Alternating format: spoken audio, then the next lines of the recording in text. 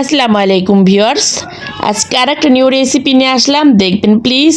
প্রথমে চুলায় একটা প্যান বসিয়ে পরিমাণ মতো তেল দিয়ে দিলাম, সয়াবিন তেল। তারপর কিছু পেঁয়াজ কুচি আর কাঁচামরিচ কুচি দিয়ে দিলাম, দিয়ে ভেজে নেব।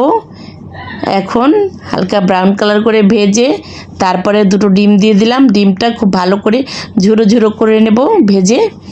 তারপরে কিছু গাজর আর কিছু আলু ছোট ছোট কিউব করে কেটে নিয়েছি, সেগুলো দিয়ে দিলাম। তারপর পরিমাণ মতো লবণ দিব, দিয়ে খুব ভালো করে সেদ্ধ হওয়ার আগ পর্যন্ত ঢাকনা দিয়ে ঢেকে রান্না করে নেব। ভিউয়ার্স, একদম খুবই ভালো করে সেদ্ধ করতে হবে।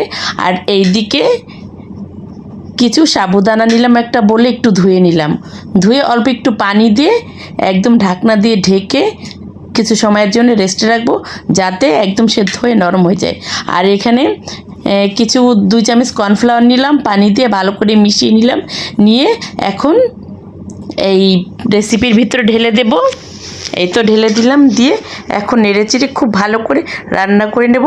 আর একটা ম্যাগি মশলা দিয়ে দিলাম, দিয়ে খুব ভালো করে একদম এই রেসিপিটা খুবই মজাদার, একবার তৈরি করে খেয়ে দেখবেন, খুব ভালো লাগবে। এখন একটু নরম নরম হবে, মানে একটু খুব ভালো আঠালো টাইপের হবে, খেতে সুস্বাদু আর মজাদার হবে। তারপরে এই তো এখন এটা নরম হয়ে গেছে সাবুদানাটা, এর ভিতরে একটা ম্যাগি মশলা দিলাম আর একটু লবণ দিয়ে খুব ভালো করে মথে নেব। লবণটা দেখানো হয় না, স্কিপ হয়ে গেছে। তারপরে এই তো এভাবে রুটির মতো শেপ দিয়ে এর মাঝখানে আমি পুরটা দেব, দিয়ে গোল আকারে তৈরি করে নেব। ডাম্পলিংটা তৈরি করে নেব। এই তো এভাবে সাবুদানা দিয়ে খুবই সহজ পদ্ধতিতে, কোনো রকম বাটা মানে বেলা বুলার কোনো কিছু ঝামেলা নেই, একদম হাত দিয়ে এভাবে গোল গোল তৈরি করে নেবেন।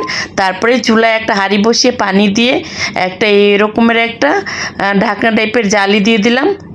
তারপরে এইভাবে সবগুলো একসাথে ঢাকনা দিয়ে ঢেকে সেদ্ধ করে নেব।